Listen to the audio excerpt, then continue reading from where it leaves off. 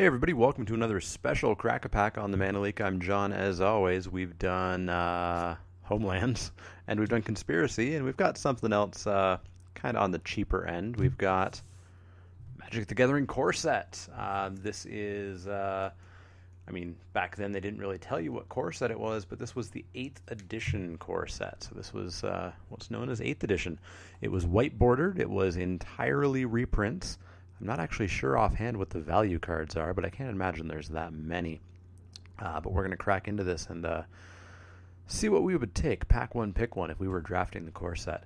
Now, core sets, I should also point out, were never really drafted. Not until they switched it from 7th edition, 8th edition, etc., into Magic 2010, Magic 2011. At that point, they became sets designed to be drafted. At this time, they weren't really designed to be drafted. People did it, but from what I hear, it wasn't terribly enjoyable. But let's crack this open and see what we got.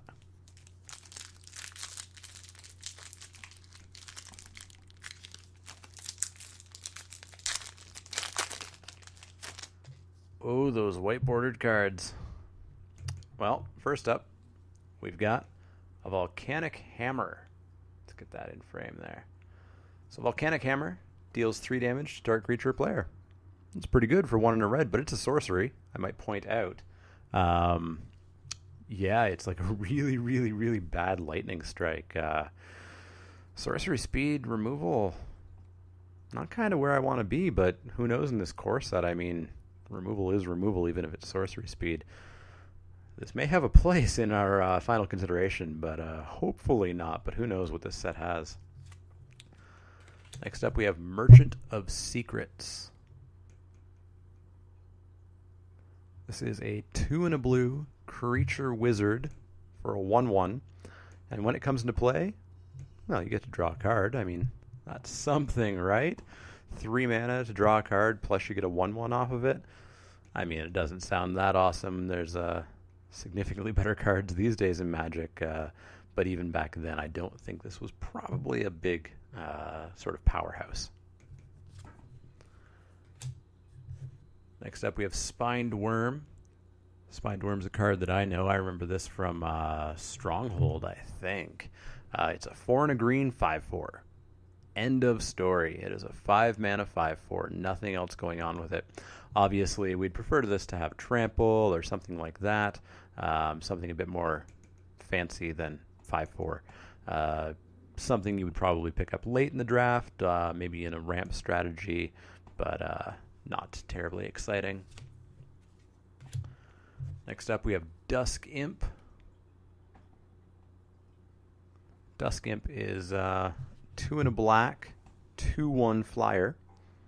3 mana, 2/1 flyer seems fairly okay for black, especially. Yeah, there's not much else to say about that. Black doesn't tend to get great flyers, but this seems like a totally serviceable black flyer. Hopefully not in our final consideration, but you know, I can see it. Which doesn't say much for this set. Next up, we have Master Decoy. Master Decoy is a 1 and a white creature soldier for a 1/2. And you can pay white and tap it to tap target creature. Now that seems pretty good to me. Tappers are good. Unconditional tappers are really good. Dromoka Dunecaster in Dragons of Tarkir right now isn't that great because it has conditions on it. This is just tap whatever you want, and that sounds really powerful to me. This seems like a really solid pick to me, and probably is the front runner right now, I would say. Yeah, I think I'd be pretty happy to take this. Next up, we have good old Stone Rain. This card has been around for a good long while. It's not around anymore because it's a bit too cheap. It's 2 and a red to destroy target land. Land destruction is not fun.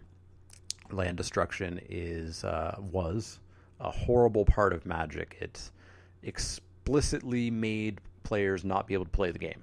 That is why Stone Rain will never be reprinted again. And that's why if you do see a card that destroys a land these days, there's a hefty cost attached to it. It's a land that you have to sacrifice as well. It's a red spell that costs 5 or 6. 2 and a red is pretty backbreaking. That being said, it's not a great card. You know, I would never really want to take this. getting a Stone Rain or 2 Stone Rain in a draft is not going to destroy your opponent. It's only in constructed that cheap kind of land destruction like this was not necessarily overpowered, just completely on fun. So I wouldn't be taking this because I would feel bad, but I would also not be taking it just because it's not good. Next up, we have Mind Rot. Well, Mind Rot, we should all know it's in Dragons of Tarkir right now, and it's been around for forever. It is a 2 and a black sorcery. Target player discards 2 cards from his or her hand.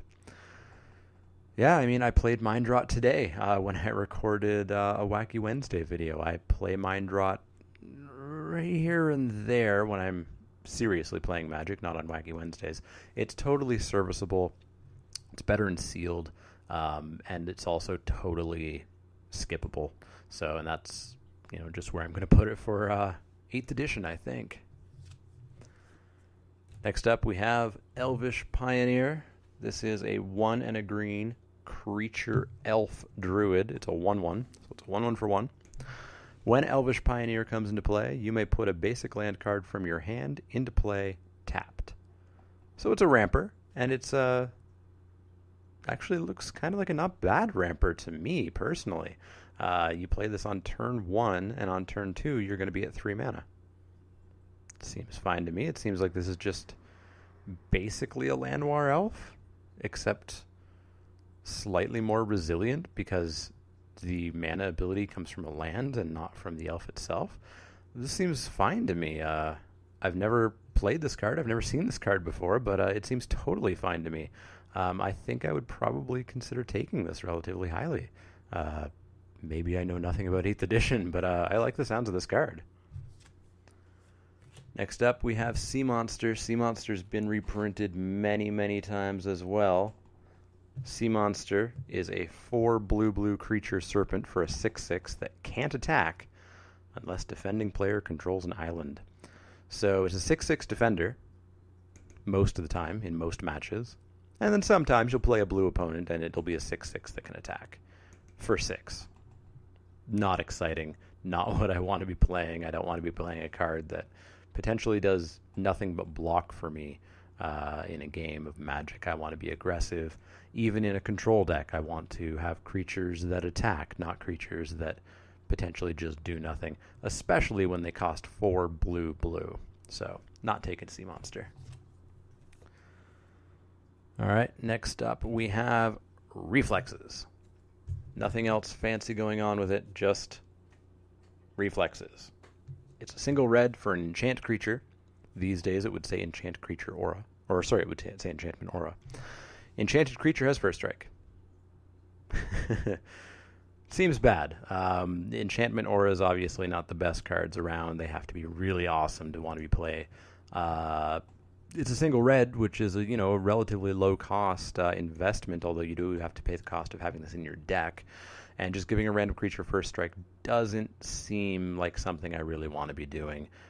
It's much better on a combat trick because you get to surprise your opponent. You get to, hopefully take something out of combat or present a blocker that's going to survive or things like that. You don't really want to be spending an entire card slot on an aura that doesn't really do much.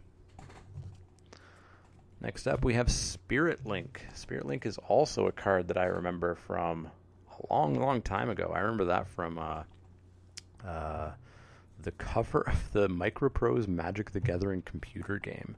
It was the art that was used for kind of the cover, and it was the marquee art. It is a single white enchant creature, or enchantment aura these days, and it says whenever enchanted creature deals damage, you gain that much life. This never was changed to lifelink. So if you were playing this card now, this actually would function slightly different than lifelink. Lifelink just happens when a creature deals damage, you gain life. You just do. Instantly, the second that happens. This is actually a triggered ability, so that your creature would deal damage, and a trigger would go on the stack saying, hey, you're going to gain some life when this trigger resolves. Generally, there won't be that big of a difference between those happening, but there could be. What this also means is that if you put this on a lifelinker, you get double the life, because you get the life from lifelink, and you get the life from this triggered ability. Kind of a cool interaction these days with the changes of the rules and lifelink becoming an official keyword and things like that. But ultimately, I just don't think this is a good card either. Just like the first strike, I don't really want to be spending an entire card slot on this. That being said, I think I would probably prefer the lifelink over the first strike, but I'd prefer neither of them. Next up, we have Treasure Trove. Treasure Trove is a 2 blue enchantment that you can pay 2 blue and draw a card.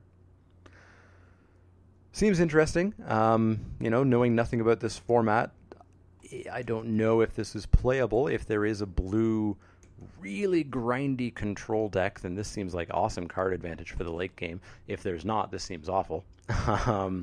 I would probably just jumping into this err on the side of this being awful. But if that deck exists, I could see this being a card that you take relatively highly and pull in some counter spells and some removal and kind of just go for the long game and draw out your win condition. Next up, we have Megrim. I know Megrim. Megrim is in my cube, actually. Although, maybe I took him out. I can't remember offhand. Anyways, it's a 2 and a black enchantment, and it says whenever an opponent discards a card from his or her hand, Megrim deals 2 damage to that player. This is an effect that people love in Constructed. People like to build the black discard deck with cards that really punish your opponent for discarding, things like this, and more recently, Waste Not. Again, just like Treasure Trove, I would say this is a card that, if this is supported in the format, I could see taking this as a build around. But if that archetype doesn't exist, then this card just doesn't seem that good. We did see a Mind Rot, so that helps with this discard plan, but I'm just not sure if it really exists or not. We have a mountain. Apparently back then the land came before the rare. We're not going to take that. And in the rare slot we have Elite Archers.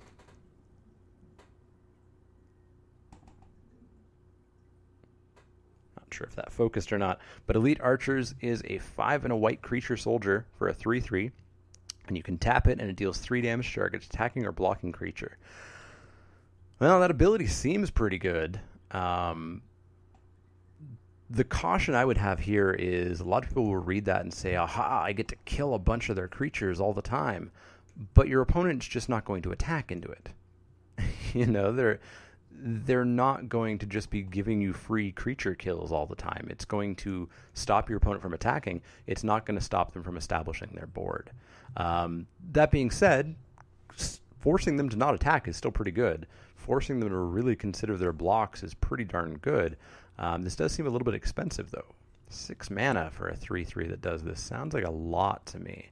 I don't know if I would want to do that. It really depends on the format, I suppose. It depends on if the format is slow enough to utilize this. It depends on maybe if you go green-white and you ramp into this or something like that. It seems powerful, but I just don't know about that cost. And that's me not knowing the format. But I guess I've got it narrowed down to, I suppose, 3 cards that I would consider picking. I would consider the Elite Archers for sure. The Elvish Pioneer, which I was surprised by, being kind of a resilient Llanowar elf. And the Master Decoy, which I think is just super powerful, having that tapper. If I was drafting this right now, without knowing the format, I feel like I ultimately would go for the Master Decoy. I feel like it's just powerful, it's cheap, it's going to come into play, and it's going to have an effect on the board very heavily. I would be happy to pair this with green or with black or red or basically any color, even blue, although with blue-white you'd probably be flyers, just to have this guy help me get through. Be aggressive with this guy and just tap down their threats, tap down their blockers, and keep damaging them. That being said, maybe Elite Archers is awesome. I'm just not sure about the format. If you have any experience drafting 8th edition, definitely let me know, and definitely let me know what you would pick. I'm very happy to hear any sort of advice off of these old core sets that I had no experience with. As always, if you have any questions, comments, suggestions, let me know in the comments below. Also, as I said, let me know what your pick was. I would love to see what other people's takes are on these packs, especially these older packs. You can also find me on Twitter at the Mana Leak. That's Leek, like the vegetable, not the card. And you can also find me on Facebook at facebook.com/themanaleak. You've already found me here on YouTube. If you like the videos, make sure you click those little thumbs up icons, and you should definitely subscribe to my channel as well. There's a button below the video, and there's also one in the outro of each video. That'll keep you up to date on all the latest videos as they come out, the Crack-A-Pack Tuesdays, Wacky Wednesdays, Spiky Saturdays, these special Crack-A-Packs, and any other videos that might pop up here or there. It also helps me reach more people, which helps me keep making these videos, and so on and so on. As always, if you have any questions, comments, suggestions, let me know. Otherwise, I will see you all next time.